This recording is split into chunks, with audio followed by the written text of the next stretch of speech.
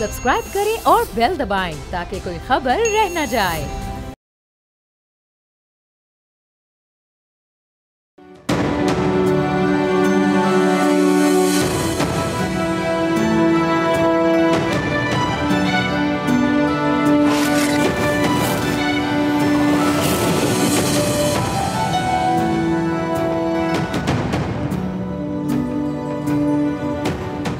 मईशत अपने नंबर्स से बोलती है, सियासतदान अपनी चालों से पहचाने जाते हैं। जज इसके फैसले सवाल करते हैं और पार्लियामेंट से इसका भरपूर जवाब आता है। यह सब तो चलता आया है और आइंदा भी ऐसा ही चलेगा, मगर मैं बनूंगा आपकी आवाज, वो सब जो आप कहना चाहते हैं या सुनना चाहते हैं। प्रोग्राम नया जरूर है मगर मसाइल पुराने, प्लेटफॉर्म नया है मगर सफर अब भी जारी है। मैं हूं आदिल अब्बासी और आप देख रहे हैं बोल आदिल अब्बासी के साथ। जिस आईनी पैकेज का शोर था वो गुज़िश्ता रात के अंधेरे में कहीं गुम हो गया। मुजाविदा बिल किसी ने देखा ना किसी ने पढ़ा।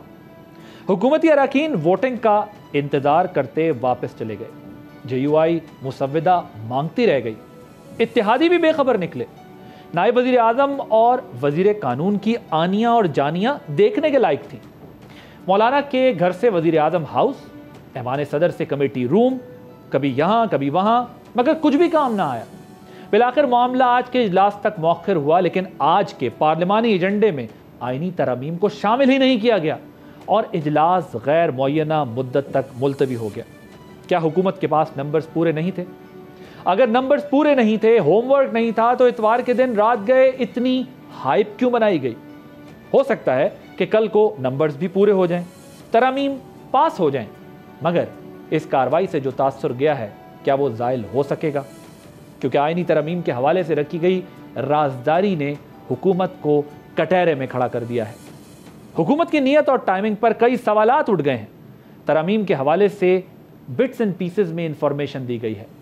अगरचे वजीर कानून ने आज कौमी असम्बली में कुछ वजाहतें पेश की हैं, लेकिन मुकम्मल ड्राफ्ट किसी रुकन को नहीं दिया गया। कहा गया कि काबीना की मंजूरी के बाद ड्राफ्ट शेयर होगा, लेकिन जब तक दुरुस्त और मुकम्मल इंफॉर्मेशन ना हो तो अफवाहों को नहीं रोका जा सकता। इस केस में भी यही हुआ है। किसी ने कहा कि सरकारी मुलाजमीन की रिटायरमेंट एज बढ़ा देनी चाहिए।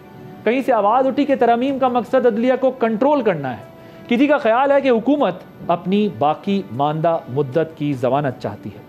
जितने मुंह उतनी बातें। बहरहाल अफवाहों की बुनियाद पर कई वकला ग्रुप्स ने तहरीक चलाने की धमकी दे दी है। आईनी पैकेज क्या है और इस हवाले से जो खदशात पैदा हो रहे हैं उसमें कितनी हकीकत है, इन्हीं तमाम मामलात पर हम आज के प्रोग्राम में बात करेंगे।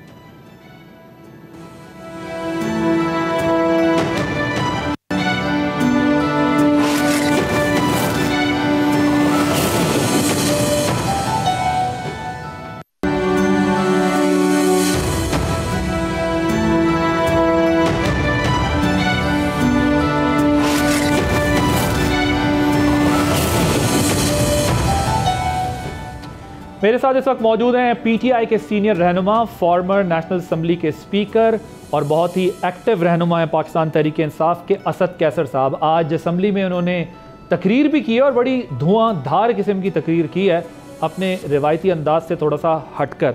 असद कैसर साहब, thank you very much for joining us. मुझे बताइएगा, ये जो आईनी पैकेज ताखीर का शिकार हुआ है, इसका क्रेडिट अगर आप किसी एक शख्स को देना चाहें तो क्या वो मौलाना फजल रहमान साहब होंगे? बिल्कुल, मैं समझता हूँ कि मौलाना फजल रहमान साहब का बहुत करीबी किरदार रहा है और उसने बहुत हिकमत के साथ और हिम्मत के साथ जो है ना काम किया है। मैं उसको इस हवाले से अप्रिशिएट करता हूँ।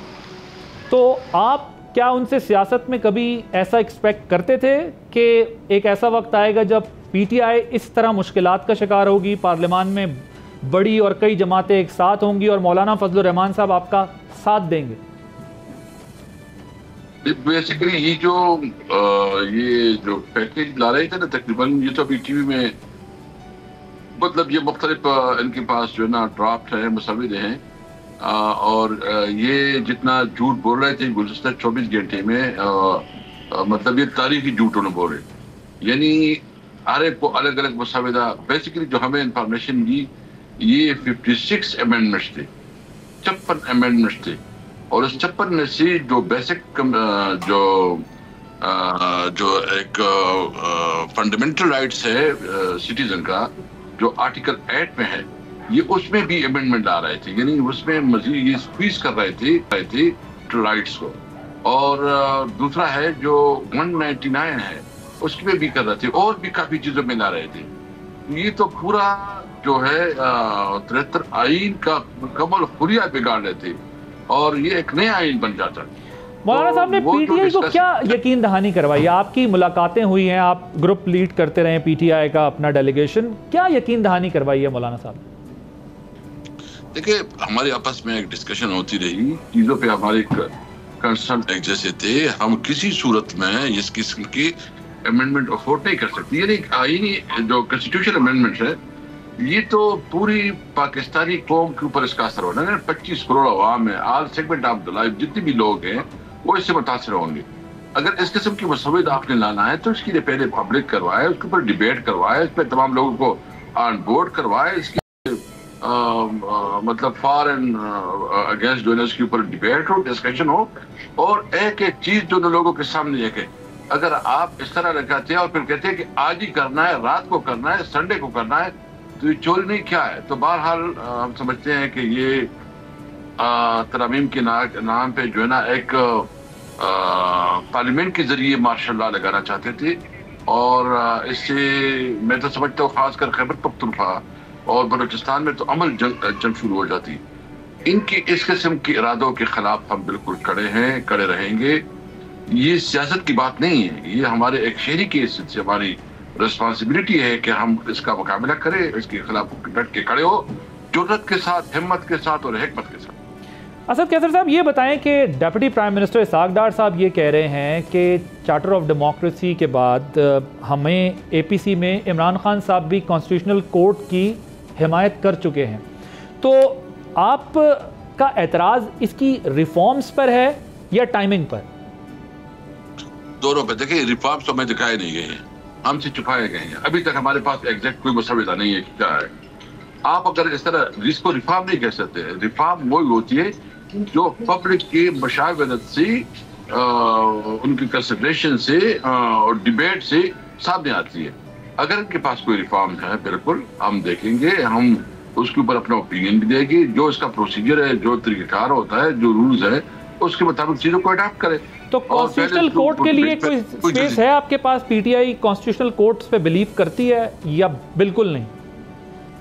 देखिए, मैं इस पे जो है कैटेगरिकली कोई बात नहीं कर सकता। जो इनकी रिफॉर्म है, यानी जो हम समझे हैं, ये जो है ना, जो इस वक्त का मकाम ये जो चीफ जस्टिस है, उसके लिए स्पेस बनाना चाहते हैं कॉन्स्टिट्यूशन। उसमें अगर कोई कानून पर्सनल स्पेसिफिक हो, किसी को माइनस करना हो या किसी को वाट करना हो, वो कानून साजी नहीं होती। यानी कानून वो कानून होता है जो कि जनरल पब्लिक के इंटरेस्ट के लिए हो।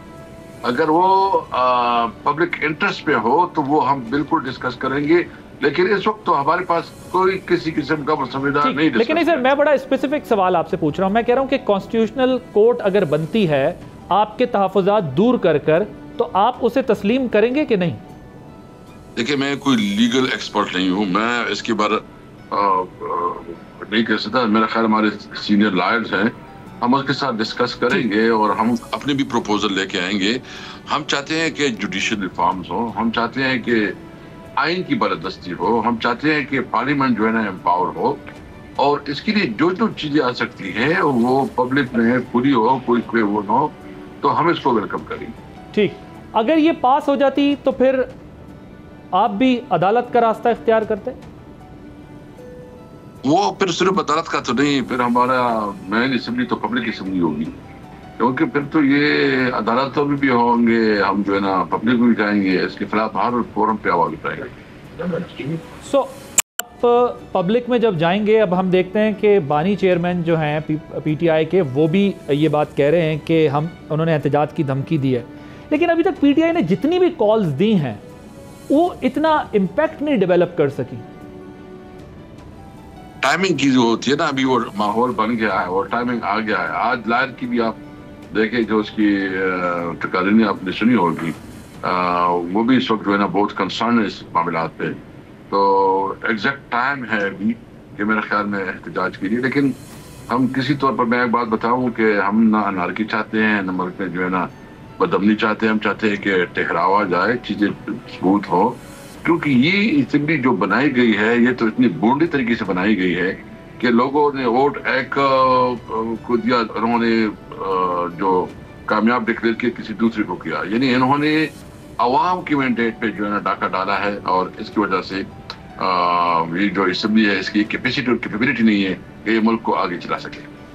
तो सर आप ये कह रहे हैं कि इस वक्त टाइमिंग इंपॉर्टेंट है, तो आप समझते हैं जो वकला की तहरीक है उसी के साथ मिलकर तहरीक इंसाफ अपनी तहरीक चलाएगी तो वो मौसर होगी? और साथ में ज़रा ये भी बताइएगा कि जब आपने भी तारीख दी, बानी चेयरमैन भी तारीख दे चुके हैं कि अक्टूबर तक ये हुकूमत नहीं होगी या नवंबर तक ये हुकूमत नहीं होगी, तो फिर हुकूमत का खौफ तो ठीक है ना कि उनको लग रहा है कि शायद एक ऐसा टाइम आने वाला है अगले 2 महीनों में, तो हमें जल्दी जल्दी कुछ ऐसी तरमीम करनी है, वरना ऑपोजिशन जो है वो जैसे ही अदालत में तब्दीली होगी वहाँ पर हमारी हुकूमत की भी तब्दीली हो जाएगी। तो फिर उनका कंसर्न तो एक लिहाज से ठीक हुआ, वो इस खौफ में जो है वो ये काम तेज़ी से करना चाहते हैं। इस खौफ पे तो ये मुल्क का हुर्रियत तो ना बिगाड़े ना, आइन का हुर्रियत तो ना बिगाड़े, मुल्क में तो अनारकी ना पैदा करे। पॉलिटिक्स की होती है और वो पॉलिटिक्स करे, लेकिन इस तरह तरीके से बिल्कुल वो नहीं। तो आप जब कहते हैं अक्टूबर नवंबर में हुकूमत चली जाएगी तो वो किस बेस पर कहते हैं?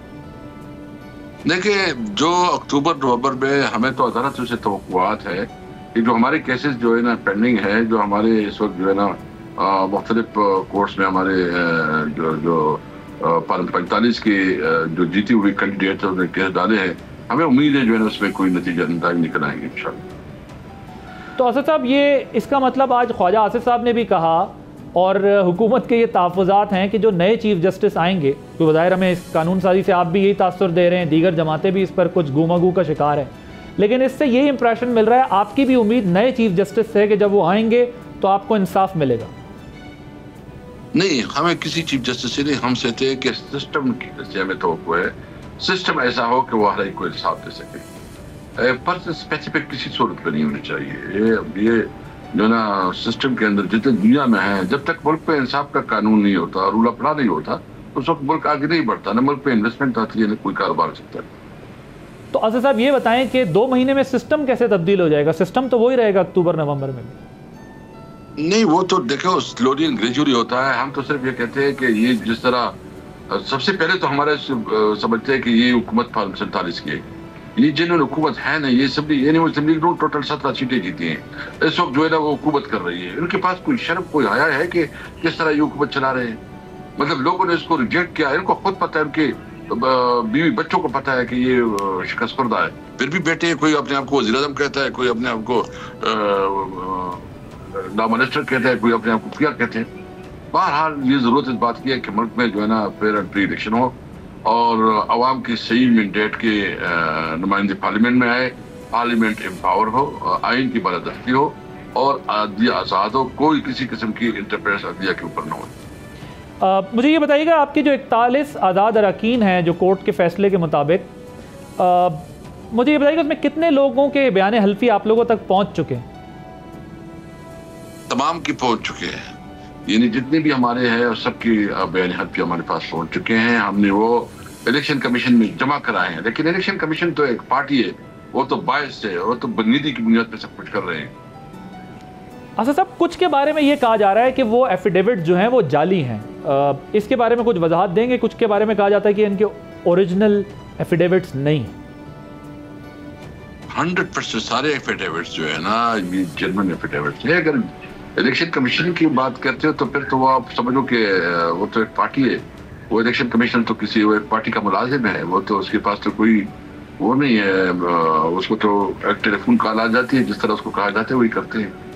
तो इंशाअल्लाह ताला मैं चूंकि अभी बिजी हूँ, गेस्ट है मेरे पास बाहर से आए हुए हैं, तो मैं बस मैं आखिरी सवाल आपसे पूछूंगा, आपकी इस मौजूदगी से फ़ायदा उठाते हुए बिल्कुल फिर आपको इजाज़त दे देंगे, लेकिन मुझे ये बताइएगा कि जो बानी चेयरमैन के ट्विटर अकाउंट से ट्वीट हुई है कुछ दिन पहले, एक बार फिर मुतनाज़ा बयान जारी हुआ है, अब वो बगावत का मुकदमा भी बन गया है। ये जो सोशल मीडिया का अकाउंट चला रहे हैं उनका, आपके ख्याल में इस पे जो गुफ्तगू हो रही है क्या वो दुरुस्त है या पीटीआई उसको ओन करती है?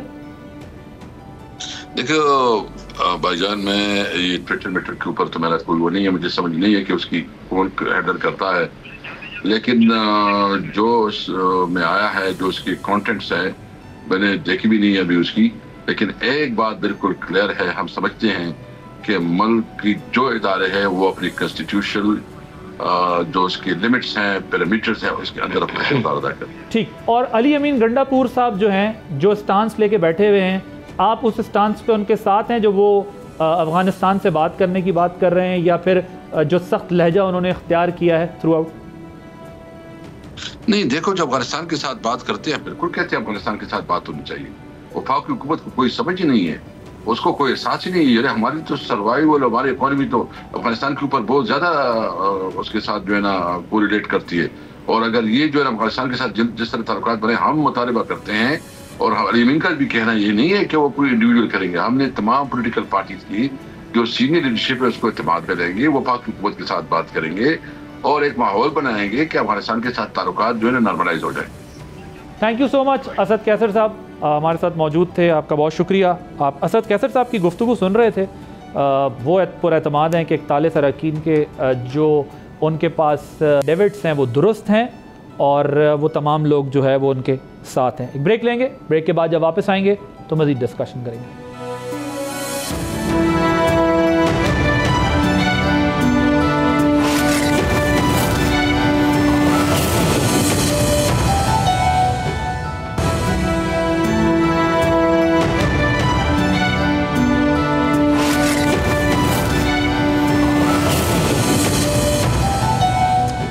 Welcome back.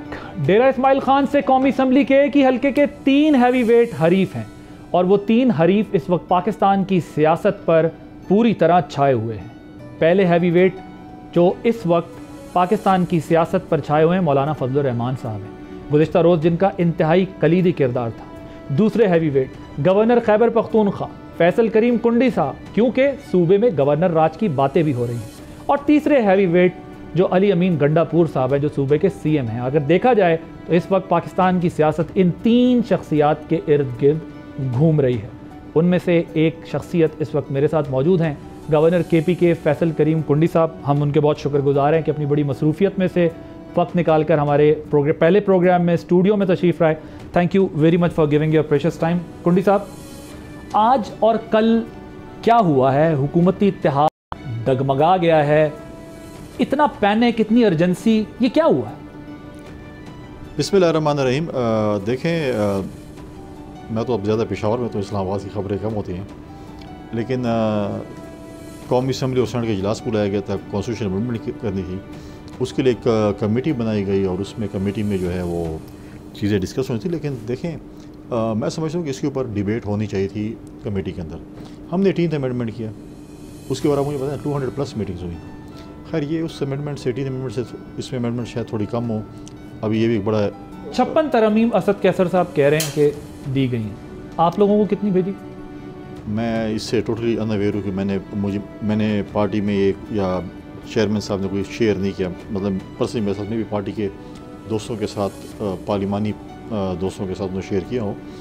लेकिन जो अफवाहें या बातें थी उसमें ये लग रहा था कि 25 शायद तरमीम आ रही हैं। 56 हैं, जो भी हैं वो है। लेकिन बात यह है, देखें, आप अगर पार्लियामेंट में लेट इट बी डिबेटेड, आप मतलब है कि तरमीम शेयर नहीं कर रहे हैं, आप बताएं ये तरमीम है, उसके अंदर बैठ देखिए। उस पार्टी ने एक तरमीम जो है वो कॉन्स्टिट्यूशनल अमेंडमेंट, कॉन्स्टिट्यूशनल जो है वो कोर्ट्स की जो है वो सिर्फ उसके अंदर डाली थी कि हमारे चार्टर ऑफ डेमोक्रेसी में था कॉन्स्टिट्यूशनल कोर्ट्स होने चाहिए। हमें उस चीज़ का पता 2010 में भी प्लीड किया पीपल्स पार्टी ने, पर नून लीग ने उसको अपोज हमें किया। उस चीज़ का पता है। बाकी होंगी चीज़ें, होंगी ज़राए से सुन रहे हैं चीज़ें, लेकिन चीज़ वो होगी जो जैसे आपके सामने पेपर पड़ा है। अब जब वो मेरे सामने या आपके सामने होगा तो हम डिस्कस कर सकते हैं। गवर्नर साहब, एक इम्प्रेशन ये क्रिएट हुआ कि किसी भी जमात को मुसव्विदा शेयर ही नहीं किया गया था, इसलिए उन्हें पता ही नहीं था, और लास्ट मोमेंट पे जब शेयर किया गया तो फिर मौलाना साहब के तहफ़्फ़ुज़ात समेत कुछ और भी तहफ़्फ़ुज़ात सामने आए, लेकिन मेन तो उन्हीं का रहा। क्या ये बात दुरुस्त है कि पीपल्स पार्टी से भी वक्त पर शेयर नहीं किया गया? आई थिंक सो कि नहीं किया गया था, जो मुझे इन्फॉर्मेशन है। इट्स नॉट ऑथेंटिक, बट क्योंकि मैंने जैसे पहले कहा कि ज़्यादा इंटरेक्शन अभी बाकी ज़्यादा मीटिंग्स या जैसे इन्फॉर्मेशन सेक्रेटरी था वो नहीं है। लेकिन जो परसों 2-3 दिन पहले जब हमारी एक खाने पे हम इकट्ठे हुए तो बहुत से मेजॉरिटी पार्लियामेंटेरियन ने कहा कि हमें नहीं पता कि कौन से तरमीम में क्या चीज़ें उसके अंदर क्या हम डिबेट भी होते हैं, कोई इनपुट भी देते हैं, कोई कहते हैं कि ये चीज़ होनी चाहिए, नहीं होनी चाहिए।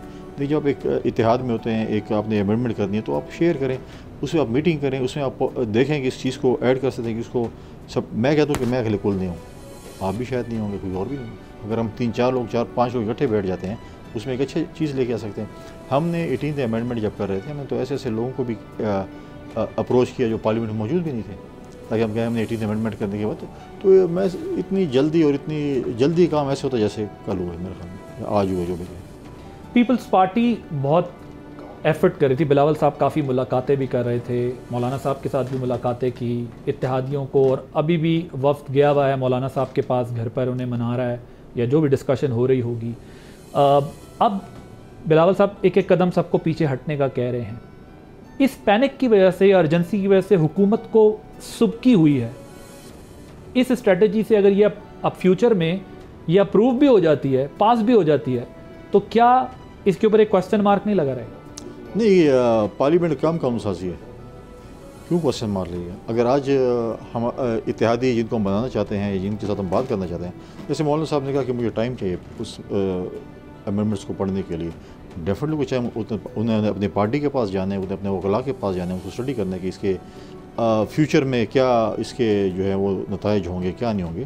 तो डेफिनेटली क्योंकि पुराने पॉलिटिशियन, अगर आप कहेंगे PMLN में या पाकिस्तान पीपल्स पार्टी में या GUI या जिस पार्टी का कहें, उसमें क्या पूरे पॉलिटिशियन। मौलाना साहब के रोल को कैसे देखते हैं? सारे कैसे कार्ड्स खेले उन्होंने सारे प्रोसेस के अंदर कल रात तक?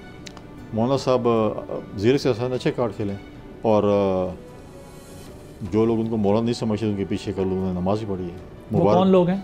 मेरे PTI के दोस्तों को मुबारक हो कि उन्होंने कल बाजमात नमाज़ पढ़ी है। माजी में सुनते थे कि मतलब है कि इतनी बात नहीं करनी, जो कहता हम इसको मौलाना भी कहना ये है या वो है, लेकिन कल उन्होंने साबित किया कि मेरे पीछे आपकी तमाम, जब मेरे पार्टी का एक चेयरमैन कुछ करेगा तो मैं उसको डिफेंड करूँगा। तो उनका जो भी कायम मकाम उनका जो पार्टी का चेयरमैन और सारे जो लोग थे, कल उन्हें बाजमात उनके पीछे नमाज पढ़ी। आज असद कैसर साहब ने हमारे प्रोग्राम में कहा है कि अगर मैंने कहा, अगर मैं पूछूं आपसे कि कौन एक शख्स है जिनकी वजह से ये सारा वो हुआ है, तो क्या मौलाना फजलुर रहमान साहब का नाम लेना दुरुस्त होगा? उन्होंने कहा बिल्कुल उन्हीं की वजह से जो है ये सारा कुछ मसला हल हुआ है, वरना तो हुकूमत जो है वो अंधेरे में रख कर गैर आइनी तरमीम कर। देखें, बात यह है ना कि इस वक्त PTI का सियासी मसीहा मौलाना फजल रहमान है। उनको पक्का यकीन हो चुका है कि हमें जो है इस गर्दाब से और इस मुश्किलात से मौलाना फजल रहमान निकाल सकते हैं, और जमहूरियत बेहतरीन इंतकाम है। हम हमेशा कहते हैं ये वही जमहूरियत बेहतरीन इंतकाम है। देखें, वो मतलब है कि वो तावीज़ लेने के, दम दरूद के लिए मौलाना साहब के साथ, मतलब ऐसे लगता है जैसे बिल्कुल ही गली के सिरे पे खड़ो, जैसे मिस सुना है कि जैसे मिस कॉल या कोई कॉल आती है कि बहुत जल्द फ़ौरन ही पहुँच जाते हैं। और यहाँ तक कि मतलब कि इतनी इन्फॉर्मेशन मिले कोई बैठे कि नहीं, वो मेरे ख्याल परसों मैं TV पे देख रहा था कि हुकूमत के डरीशा बैठा था, ये भी पहुँच गए पीछे, फिर बाद में उनको जाना। लेकिन देखें, हम कहते हैं पॉलिटिक्स में चीज़ों में ऐसी चीज़ें नहीं करनी चाहिए।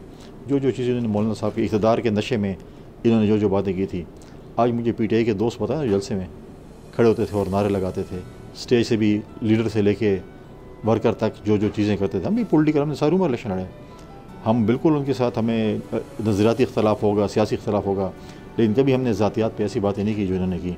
आज डेरा इस्माइल खान के 3 सियासतदानों, मौलाना साहब के बगैर वफाक की हुकूमत नहीं संभल रही। अली अमीन गंडापुर साहब की जो इस वक्त स्ट्रेटजी है, उसमें बहुत सारी बातें हो रही हैं। अगर वो कोई गलती करते हैं तो उनकी हुकूमत ख़तरे में है, और जब वो ख़तरे में है और हुकूमत उनकी जाती है तो तीसरी बारी फिर आपकी आती है नहीं गवर्नर राज लग रहा है। देखें, एज ए पॉलिटिशियन और जो हमारी सियासी तरबियत हुई, मैं तो उसके बिल्कुल टोटली ख़िलाफ़ हूँ। गवर्नर राज हम सियासी लोग नहीं चाहते कि हों, लेकिन अगर कोई चीज़ें ऐसी होती हैं जिसमें आपको ये समझना पड़ता है कि किसी चीज़ का मदावा इस चीज़ से हो सकता है, फॉर टाइम बिंग आप गवर्नर राज तमाम वैसे नहीं लगा सकते। मैंने एक प्रोग्राम में या TV या प्रेस कॉन्फ्रेंस में बात की थी कि नॉर्मली जब मरीज़ को लेके जाते हैं हॉस्पिटल और बड़ी बुरी कंडीशन में होते हैं और कहते हैं यार आप उसका एक उंगली या एक थोड़ी सी चीज़ को काट दें तो आपके बाकी मर्ज़ नहीं फैल सकता, या टांग काट दें तो आगे मर्ज़ नहीं फैलेगा। तो अगर मर्ज़ को मतलब है कि लाइलाज होने से अच्छा है कि हम उसका इलाज कर लें। मर्ज़ लाइलाज हो गया, होने जा रहा है, खुदा ना करे मैं मतलब मुझे अल्लाह ताला ये हो कि मैं गलत कह रहा हूँ, लेकिन मैं कहता हूँ कि इस वक्त जो सिचुएशन खैबर ख्वाह की है, आपको इसका एहसास होगा बिल्कुल, लेकिन आपको तस्वीर नज़र ही नहीं आ रही जो हमारी खैबर ख्वाह सिचुएशन है। मैं भी आऊँगा सिक्योरिटी और लॉ एंड ऑर्डर की सिचुएशन पर मैंने आपसे बात करनी है, लेकिन क्या अली अमीन गंडापुर साहब मामलात को वहाँ ले गए हैं जहाँ पर या जो पेन का एक थ्रेशोल्ड होता है वहाँ ले गए हैं जहाँ पर गवर्नर राज जल्द लग सकता है? उनकी तो ख्वाहिश है मेरे ख्याल में, अपने आप को सियासी शहीद बनाना चाहते हैं, क्योंकि वो डिलीवर नहीं कर सके, उनके पास विजन नहीं है, कोई बात नहीं है। देखिए मैं और आप एक बहस पे करते हैं ना, आप मुझे बोलेंगे आप बड़े गलत हैं, ये है, मेरे को मेरी पार्टी ठीक है। बिलावल साहब ने एक काम किया, ज़रदारी साहब ने सूबे के लिए काम किया, मुल्क के लिए किया, बीबी ने ये काम किया, शेजुकाले भुट्टो ने काम किया। मेरे पास एक बहस है, मैं आपके साथ करूँगा ना, उनके साथ जिस पास बहस नहीं होती, जो आपके साथ आर्गू नहीं कर सकता, वो या गाली निकालता है या हाथ डालता है। वो कहते हैं हम बहुत पॉपुलर पार्टी हैं, हमारे पार्टी लीडर बहुत पूरे पाकिस्तान में सबसे पॉपुलर हैं, हमारा वोट बैंक है, ये फॉर्म 47 वाले, हम 45 वाले हैं, हमसे ज़्यादा पॉपुलर कौन होगा, हमें क्या डर है, जो करना है कर। अभी ये 3 दिन पहले इलेक्शन हुए, फॉर्म 45 और 7 के बाद नहीं चल गया, रहीम यार खान में हुआ ना इलेक्शन, तो किधर थे इन्होंने कोई जलसे किया? तो आपके ख्याल में पीटीआई गैर मकबूल हो गई? देखिए पार्टी के वोट्स होते हैं, लेकिन वो इतने भी नहीं जितने कहते हैं। अभी इन्हीं के सीट थी ना, ये बताएं इन्होंने कितने जलसे वहाँ पर किए हैं? गए तक नहीं है वहाँ पे, मेरे ख्याल के मुताबिक। मैंने तो जलसा नहीं देखा उन्होंने किया हो, ठीक है।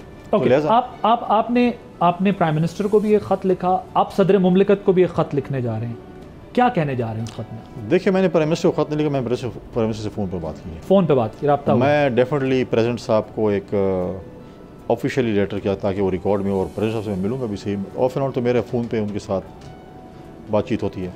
इस वक्त मैं एज ए वफाक की नुमाइंदा, मेरी ज़िम्मेवारी है कि मैं उनको बताऊँ, प्राइम मिनिस्टर साहब को बताऊँ कि हमारे सूबे की क्या सिचुएशन है, और सिचुएशन दिन ब दिन आपके हाथ से जा रही है।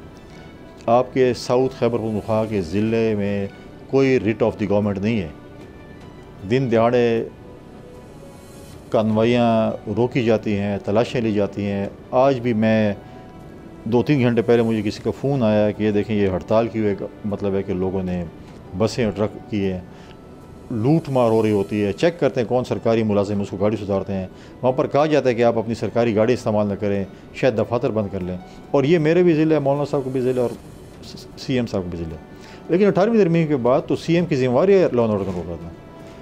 कराची में एक मोबाइल चोरी हो जाए तो आप लोग जो है ना TV पे आसमान पे उठा लेते हैं, वो मोबाइल चोरी के सुबह CM क्या कर रहे हैं?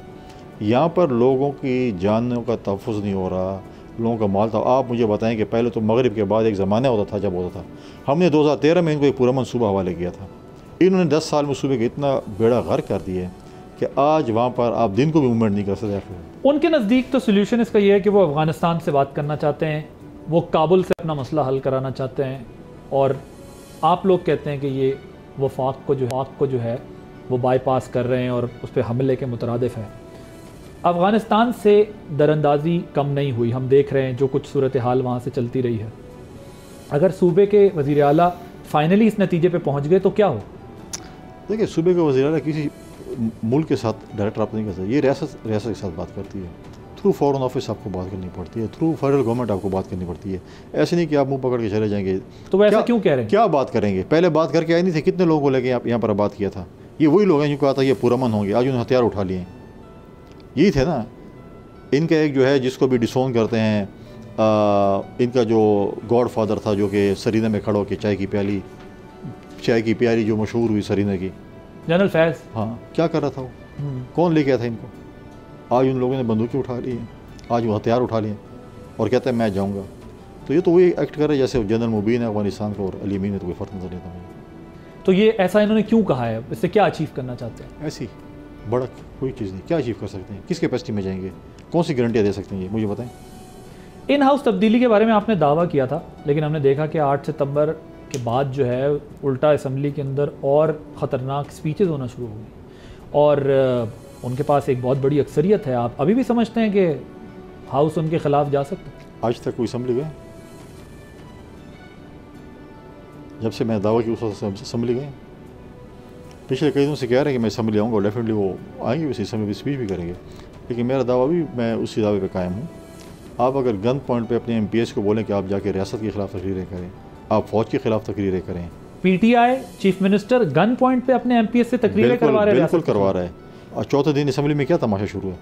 ये बहुत बड़ा बयान है। बिल्कुल करा रहा हूँ, प्रेशराइज कर रहे हैं हमको। मैं कह रहा हूँ पुलिस की जो हड़तालें हुई, किसके कहने पर हुई? इन्हीं के कहने पर हुई हैं। इन्होंने उनको ऐसी पिक्चर पेश की है कि शायद हमें वफाक पैसे नहीं दे रहा, फ़ौज हमारे शायद ख़िलाफ़ है और हमारे साथ ये कर रही है, लेकिन मैं पूछता हूँ कि 600 अरब रुपए जो वॉर ऑन टेरर में इनको मिले थे सिक्योरिटी के हवाले से, तो मकरूज़ है, जो Pakistan Peoples Party president Zardari साहब का एहसान था हमारे सूबे पर, 1% ऑफ NFC अवार्ड, 600 अरब रुपए मिले, कहाँ खर्च किए इन्होंने? अपनी ऐशों पे खर्च किए, करप्शन पे खर्च किए, किस चीज़ पे खर्च किए इन्होंने?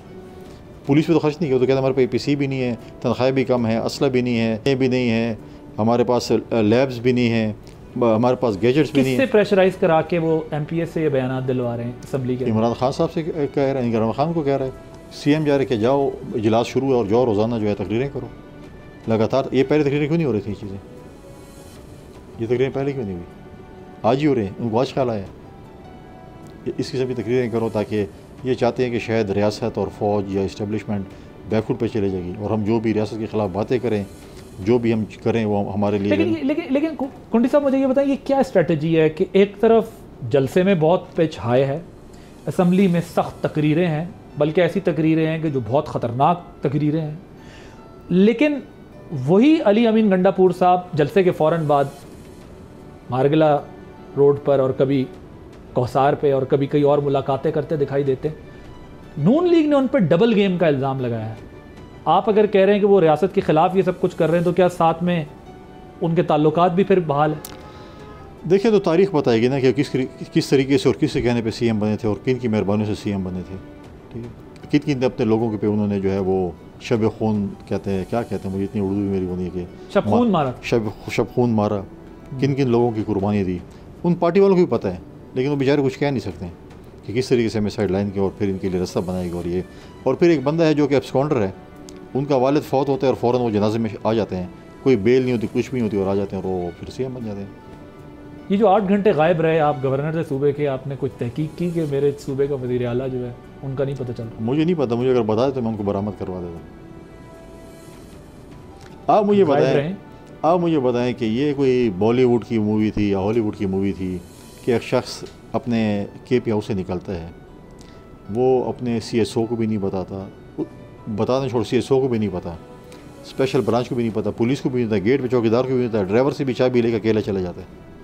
ये कोई मतलब एक फ़िल्म सीन ही हो सकता है। एक वज़ीर आला अगर गवर्नर आप CMNXC में हैं, आपका CSO किधर था, आपकी स्पेशल ब्रांच किधर थी, आपके बाकी ऑफिसर्स किधर थे, सारे सो रहे थे। कल तो खुदा ना खास है तो सिक्योरिटी रिस्क है, पहले उनको सस्पेंड करें जो इनके साथ ड्यूटी पे थे। तो आप क्या कहना चाहते हैं, वो क्या करने गए थे? अब ये तो आप ही बता सकते हैं, मैं तो वो तलब करने पे गए या अपनी ख्वाहिश पर गए? देखें, कहीं कहीं तो जो है ना आपको तलब किया जाता तो आप बड़े खुशी जाते भी हैं, और आपकी ख्वाहिश भी होती है कि मुझे कोई मिस कॉल आ जाए कहीं ना कहीं से जाके में, और बताएंगे आपको इंशाल्लाह बहुत जल्दी। इस मामले में जो है वो आपकी तहकीकात अभी यहीं तक है कि वो बस चले गए? अब हमारा एक सूबा कुछ ना कुछ तो हम पर्दा भी रखें ना। मुझे बताइएगा कि क्या ये जो मौजूदा हिकमत अमली, क्योंकि आप लोग सियासत सियासी मैदान में सियासतदान सियासी तरीके से मसाइल हल करते हैं, अब जहाँ PTI अपनी स्ट्रैटेजी को ले गई है, सूबे में जो सियासत की है, वफाक में तो चलें पार्लियामेंट में आके वो बैठ रहे हैं, कमेटी तक साथ बैठने को तैयार है, वो कहते हैं हमें बता दें तरमीम में अगर चीज़ें हैं, जहाँ ले गई है वहाँ बानी PTI के लिए रास्ता बंद हुआ है या इस सियासत से रास्ता खुल सकता है? बंद हुए, और ये कभी भी नहीं चाहते कि इमरान बाहर आए।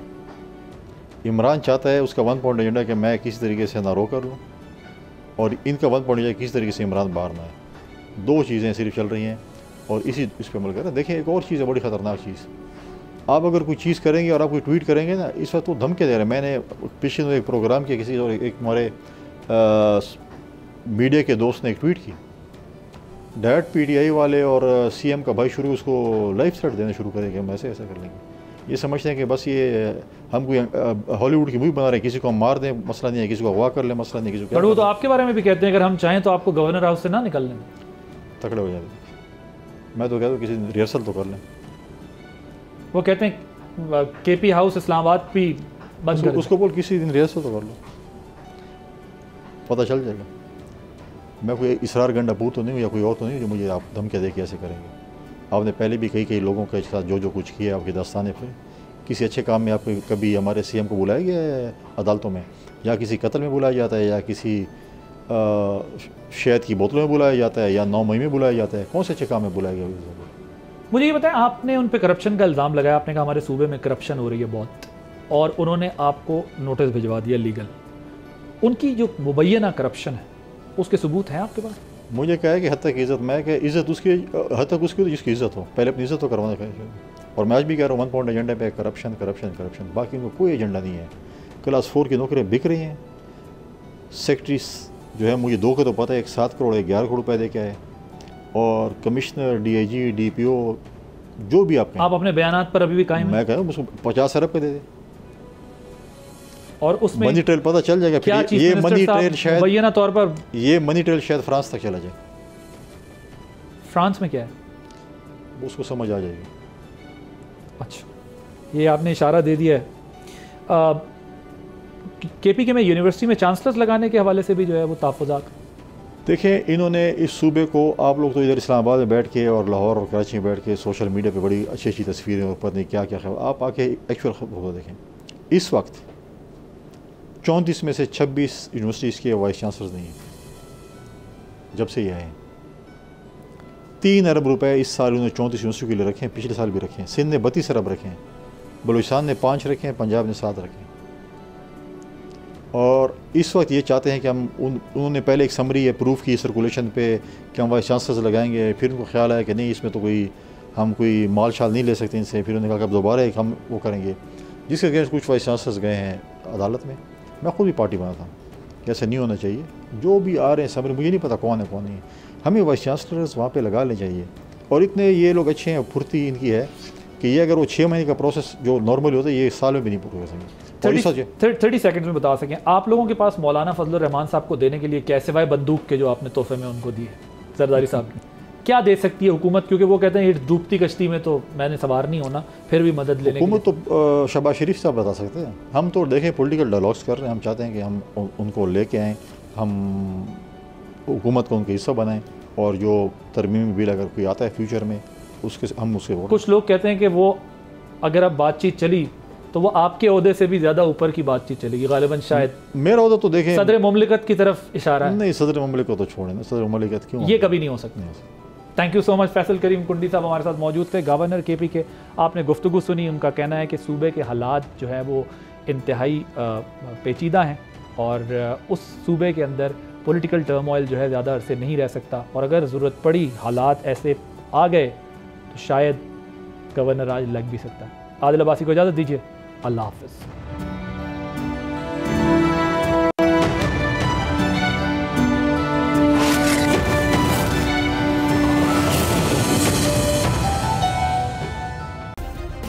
सब्सक्राइब करें और बेल दबाएं ताकि कोई खबर रह न जाए।